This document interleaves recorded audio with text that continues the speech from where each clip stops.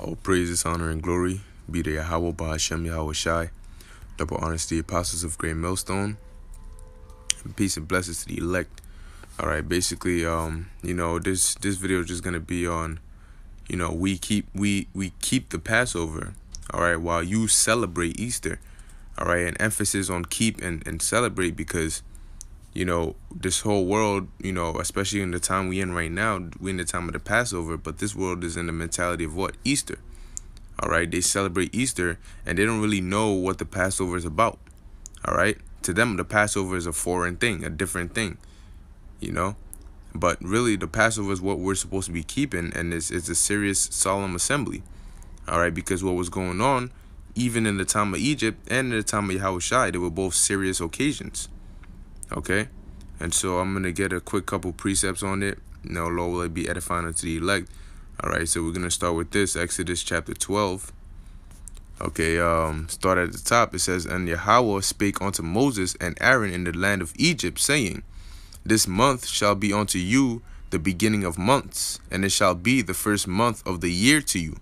Speak ye unto all the congregation of Israel, saying, In the 10th day of this month they shall take to them every man a lamb." Salakia. "A lamb according to the house of their fathers, a lamb for an house. And if the household be too little for the lamb, let him and his neighbor next unto his house take it according to the number of the souls.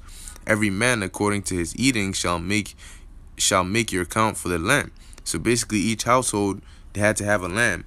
All right, and you ain't have enough people, you know what it is. If you have to get with, another household, to keep it with them, you do what you got to do.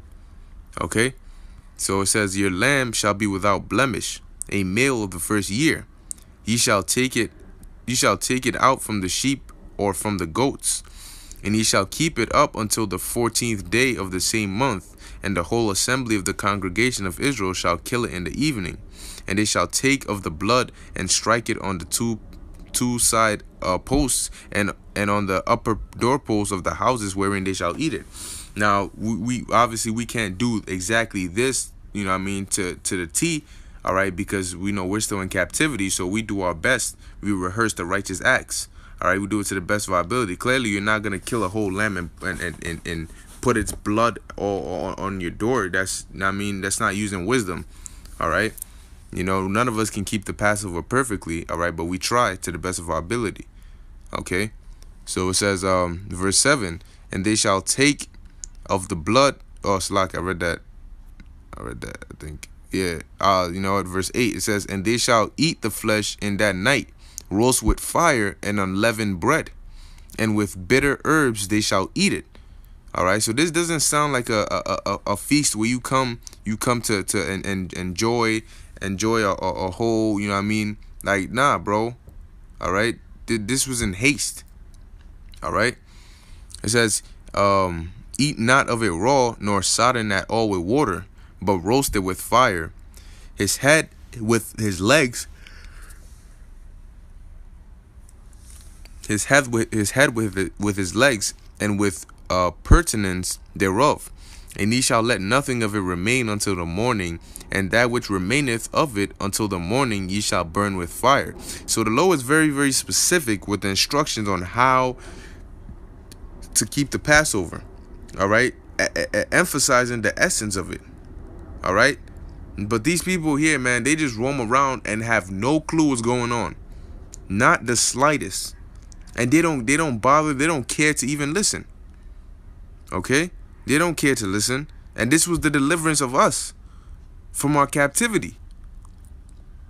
All right, verse 11, it says, "And thus shall ye eat it with your loins girded, your shoes on your feet, and your staff in your hand, and ye shall eat it in haste. It is the Lord's Passover." Okay, so it's not something it's not a get together to have fun.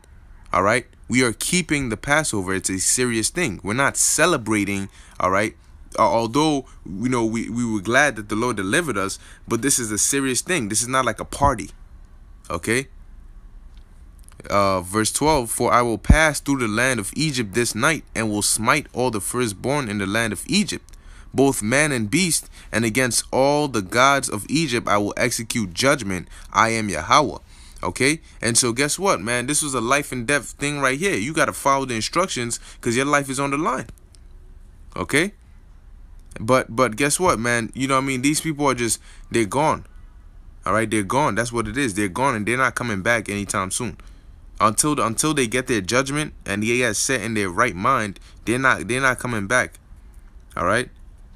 This isn't Easter. You can tell there's a very, very big difference between the Passover and Easter. All right. Easter is not our custom. When the scriptures state the instructions, you don't see nowhere where it talks about bunnies and eggs being laid, and dressing up in a pink bunny suit. All right, handing out chocolate eggs and whatnot, whatever bullshit they do on Easter. All right. So I'm gonna get this next precept because, you know what I mean, during the time, because they say, oh, Easter, New Testament, the Lord, celebrating the Lord's death and His resurrection and blah blah blah blah. All right, but really the Passover it's in the Old Testament. Okay, but they'll make it seem as Easter is just a New Testament thing, and man. All right, so you know what? Let me get this first. All right, this is Mark chapter 14. All right, verse 1. It says, and after 2 days was the feast of the Passover and of unleavened bread, and the chief priests and the scribes sought how they might take him by craft and put him to death. And this is talking about Yahweh Shai. All right, so this is the vibration that was going on at that time, man.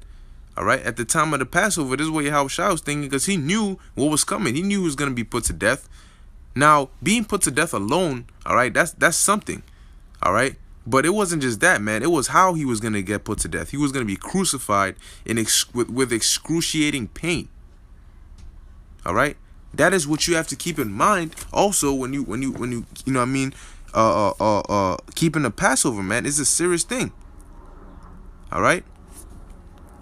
Let me get this next precept right here, man, because when you read, man, you see the vibration that was there. It wasn't a time of mirth.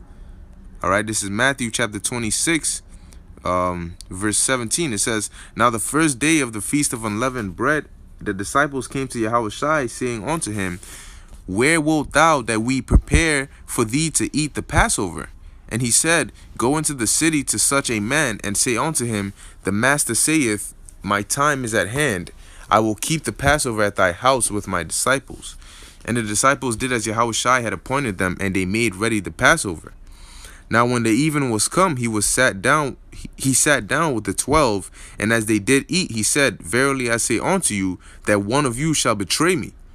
And they were exceedingly sorrowful, and began every one of them to say unto him, Lord, is it I? Okay, it says they were exceedingly sorrowful. And you know, when you sorrowful, you're not even in the mood to like do anything, man. You just like, that one thing is on your mind, man. All right, you're not in the having the appetite of dogging down 7 giant pieces of lamb and drinking on it as in like a time of enjoyment. All right, that's not what this is about. Okay. And so you know what? Because one thing too, when you the word Easter, all right, let's search up the word Easter. So the word Easter comes up only one. It says Easter occurs in one verse in the KJV. It comes up only once in the scriptures. All right. Now let's look up what that word Easter really is. What? Hold on. There we go. All right, let's look up that word Easter. All right, so it says Easter, Pascha. Let me play it. You know what? Let's look up that word. Well, here it is. Celebrate. I looked it up beforehand. It says acknowledge a significant or happy day or event with a social gathering or enjoyable activity. They were celebrating their wedding anniversary at a restaurant. All right. Now, when we read in the book of Matthew, what did it say? It said the disciples were exceedingly sorrowful. All right. Yahweh Shai got put to death on the Passover. All right. On the Passover, we were scared. All right, we were making haste because we had to jet. The scripture said that the Lord was gonna have Pharaoh thrust us out. All right, with a mighty hand, so to speak. All right, roughly paraphrasing. All right, along those lines. All right, so we had to eat in haste. All right. But these people are what? They're celebrating. They're celebrating, making mirth. All right. And Apostle Gabar did a video on who are the wise virgins. All right. Which is those who are in the house of mourning, not in the house of mirth, not having fun, big fun. All right. So I'm going to close it out with this precept right here, man. Because, you know, a lot of people don't want to get serious. All right, Jake just loves to play around. They don't want to get serious. But when seriousness hits, man, all right, when judgment comes, that's when you want to get serious. It's gonna be too late for that. All right, Ecclesiastes 7 verse 2. It is better to go to the house of mourning than to go to the house of feasting. For that is the end of all men, and the living will lay it to his heart. All right, you gonna consider that, man. Not everything is a joke. All right, you have there's times when you just have to shut up and take things seriously, man. Because this isn't a joke. This is life and death. You see, that's the thing, man. Jake just don't listen until death comes, man, and that's what needs to happen, and that's what's gonna happen. Lord willing, this video is edifying to the elect, and shalom.